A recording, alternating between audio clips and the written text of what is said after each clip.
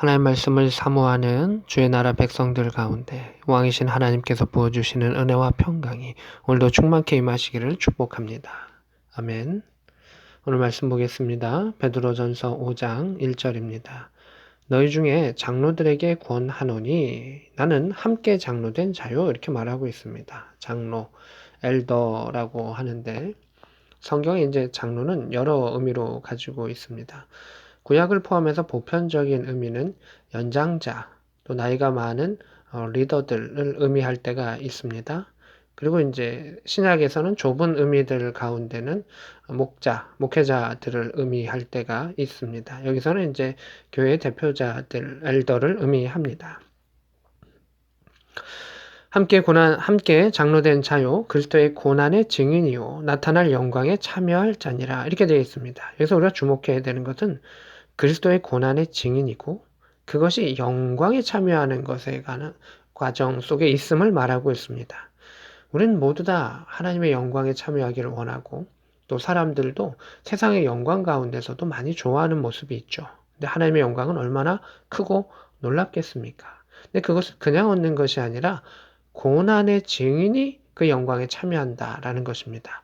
어떤 고난이냐 하면 그리스도의 고난의 증인이 영광에 참여한 자라는 겁니다. 그래서 우리는 십자가의 증인이 되어야 하고 그 증인의 삶을 살아갈 때 고난을 받기도 하고 박해를 당하기도 하고 어려움과 손해를 당하기도 하는데 그 역할을 그리스도인으로서 감당하는 자가 하나님의 영광의 자리 가운데 참여한다. 하나님 나라를 기업으로 받는다라고 말하고 있습니다. 그리스도인, 그냥 예배만 드리면 될 것 같은데 오늘 성경은 조금 더 구체적으로 얘기하죠.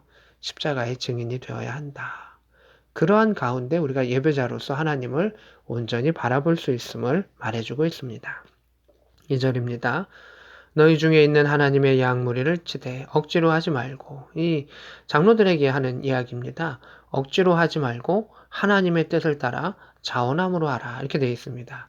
물론 이 말씀은 장로들에게 한 말이다 라고 생각할 수 있지만 교회에 어느 정도 연배가 되고 또 신앙에 연배가 되고 또 우리가 자녀들을 양육할 때 우리가 믿음의 부모라면 어떻게 해야 되는가?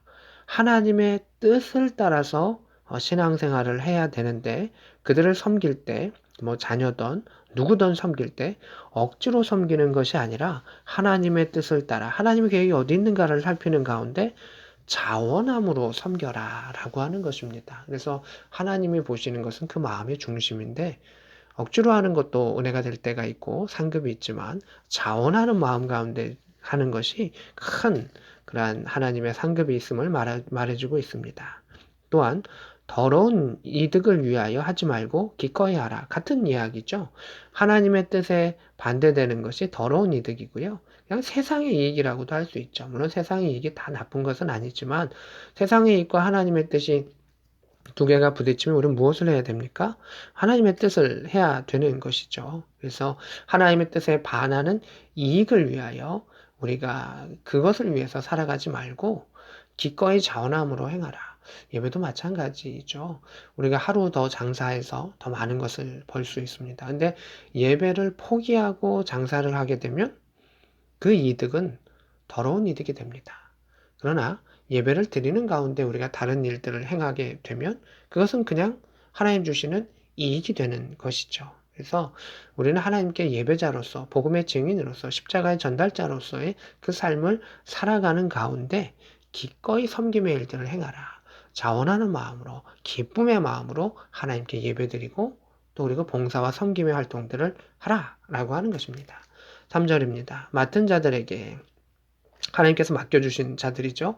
뭐 주일학교면 교사들이면 그 어린이들일 수도 있고 또 신우회라면 우리 병사들일 수도 있고 또 부모들이라면 우리의 자녀들일 수도 있고 각자에게 하나님께서 맡겨준 자들이 있죠.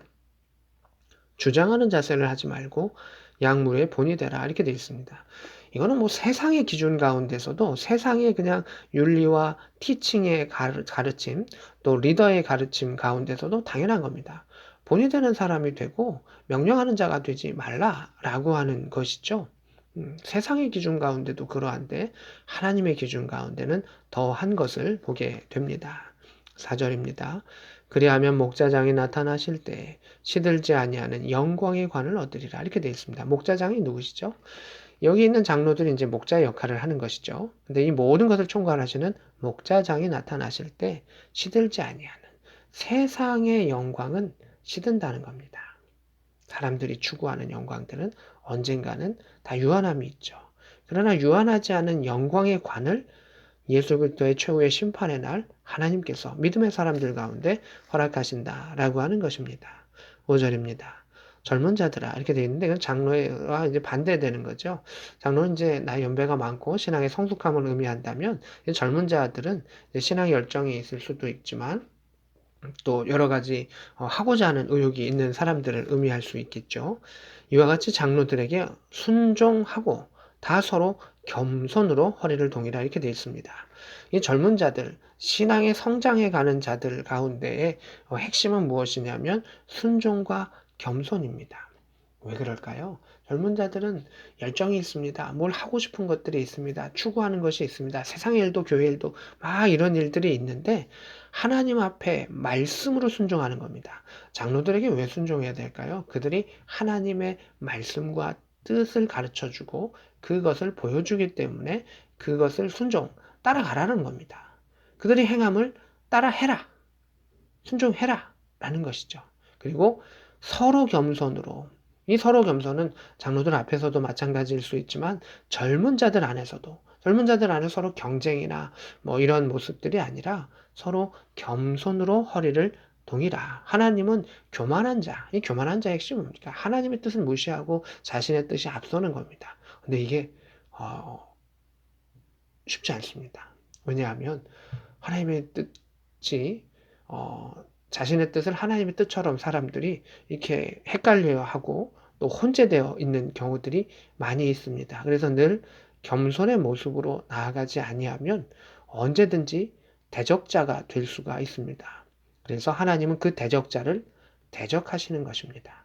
교만한 자를 대적하시되 겸손한 자들에게는 은혜를 주신다. 이렇게 되어 있습니다. 우리가 하나님 앞에 숙이고 또 서로를 섬기며 복음의 증인으로 살아가면 하나님이 은혜 주신다라고 말하고 있습니다. 6절입니다. 하나님이 능하신 손 아래서 겸손하라. 때가 되면 너희를 높이시리라 이렇게 되어 있습니다. 겸손하라 때가 되면 너희를 높이시리라. 이것도 중요한데요. 그 앞에 그 이유들이 중요하죠. 하나님의 능하신 손 아래서. 그러니까 하나님께서 자신을 사용하시도록 하나님 앞에 순종하고 복종하고 자원하는 마음으로 겸손하게 행하라. 그러면 하나님께서 너희를 높이시리라. 우리는 하나님의 손에 쓰임받는 자가 되어야 되고 하나님께서 붙잡으시는 그런 믿음의 백성이 되어야 합니다. 자신이 재능 있는 자를 하나님 붙잡으시는 것이 아니라 정결하고 하나님 앞에 순종하는 자, 또 자신이 죄인일 자라도 자신을 낮추며 또 회개하며 하나님께 나아가는 자를 하나님께서 사용하여 주실 것입니다. 그래서 우리는 하나님의 손을 의지하면서 겸손하며 나아가고 때가 되면 이렇게 되어 있죠. 그 시간이 걸린다는 것입니다. 마침내 하나님께서 너희를 높이시리라 이렇게 말하고 있습니다. 이제 우리가 주님의 그 크신 손에 붙잡힐 수 있는 겸손한 자가 될 수 있기를 원합니다. 하나님의 능력 아래 거하기를 원합니다. 그러면 하나님께서 하나님의 때, 하나님의 방법으로 우리를 높이시는 것을 경험할 수 있는 복된 저와 여러분 될 수 있기를 우리 주 예수 그리스도의 이름으로 축복합니다. 아멘.